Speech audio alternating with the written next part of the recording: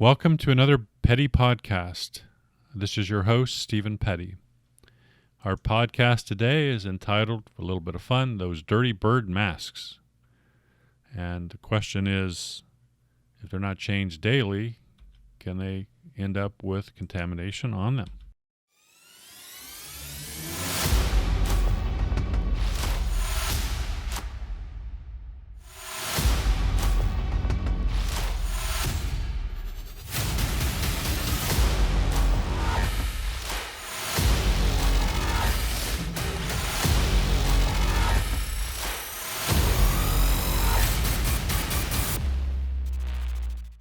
There were some recent results from a group of parents that tested masks worn by their children, and they were from Gainesville, Florida, and they sent their masks into a lab for analysis, and they found that the masks were contaminated with bacteria, parasites, and fungi, or fungi is another word for mold.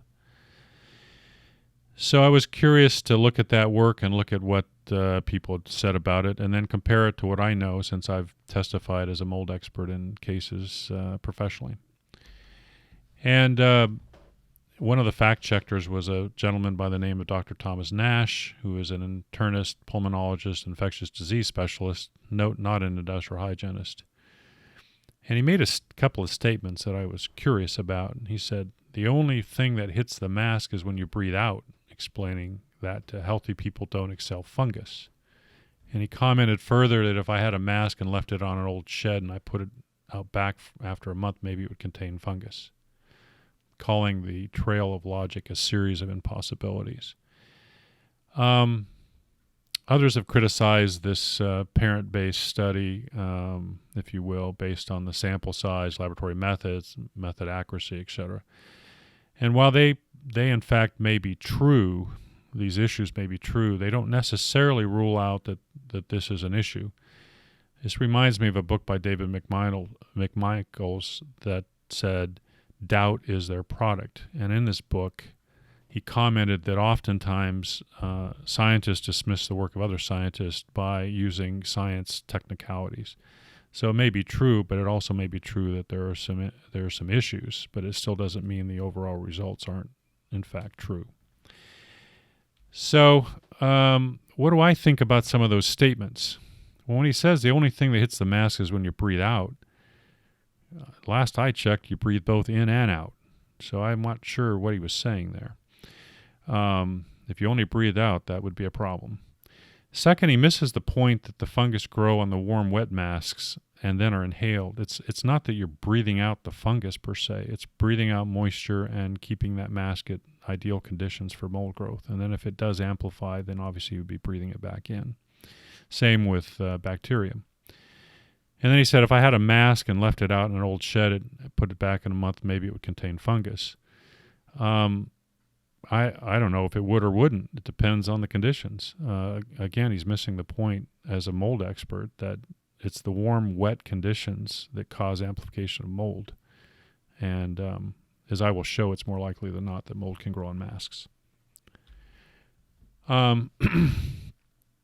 Some impractical guidance.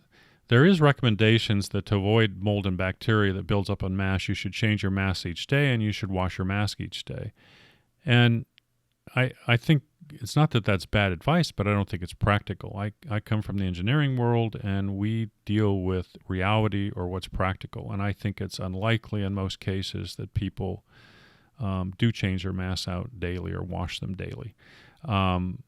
It should be added that I just read a paper today that says that if you wash your mask 10 times, whatever efficacy it has, you lose at least 25% of it. So the issue of washing your mask each day brings with it some other problems as well.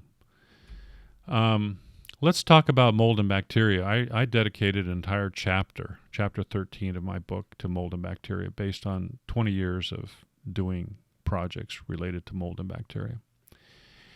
And here's some real data. If you look at bacteria, you'll find that there are the types of organisms that will be found in buildings are these various types of bacteria, including gram-negative bacilli, bacillus species, etc., staph. And they're all on the order of 11, 12, 13% when they take these samples. So bacteria are present in almost all buildings' indoor air. And so you've got some background material that's always present. And the background is important for my analysis that will follow. Similarly, for mold, you find that it's present in buildings almost universally at some level.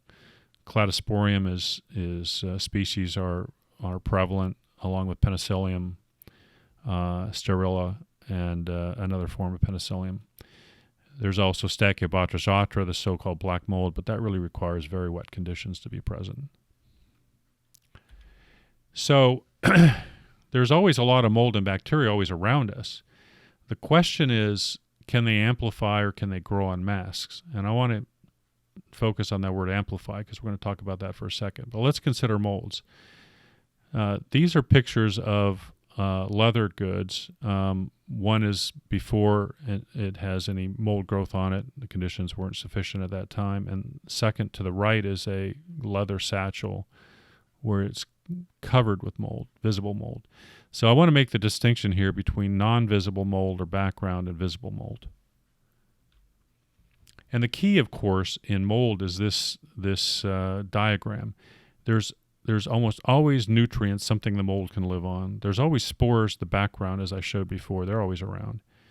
And the question as to whether the mold's going to amplify is whether or not there's sufficient moisture or water present. If you kill the moisture, you kill the amplification of mold. If there's sufficient moisture and the right temperatures, it will amplify. So let's go to the US EPA and what do they say? Well, the conditions for optimal mold growth are somewhere around 30 to 50% relative humidity, maybe 30 to 60, and conditions between 77 and 86 Fahrenheit. That's 25 to 30 C for those in metric. So these are likely conditions for mold growth or amplification. And under these the conditions that I mentioned before, mold levels can explode. If the background levels of if you see a surface and you measure the mold level on it, it typically will have less than 10,000 spores per square inch. But once you see visible mold on a surface, it's over 1 million spores per square inch. So it doesn't go from 10,000 to 12,000 or 10,000 to 20,000. It goes from 10,000 to greater than 1 million. So the growth is exponential, and we call this amplification. And the reason it's amplification is because the growth isn't linear, it's exponential. So here's an actual photo I took in a room where we had the conditions that were described before an EPA. And they were like that for about a week. And you can see that leather satchel and the chair. You can see that amplification of mold. You see the visible mold. The levels of mold on those surfaces are greater than 1 million spores per square inch. So my conclusions, if you have moist, warm conditions in a mask, which are really ideal, if you think about it, they're going to be slightly less than body temperature. There's a lot of moisture breathed out through the metabolic process. It's clearly an environment for mold and bacterial amplification. And if this occurs, the levels are going to be elevated or amplified way above background levels, unless you were to change the mask out every day, wash it, etc. So it's clearly more than plausible that you would see great amplification of mold on a wearer's mask, again, if they're not changed out. This issue really requires further research to absolutely prove it, but I think that it's more than probable that this could occur, and it's not a surprise that they're seeing these elevated levels in masks by doing these quick experiments and measurements.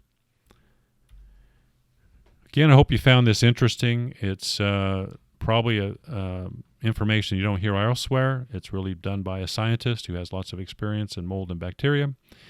And if you find this interesting, I hope you watch our other podcast. Thanks again for watching. Have a great day.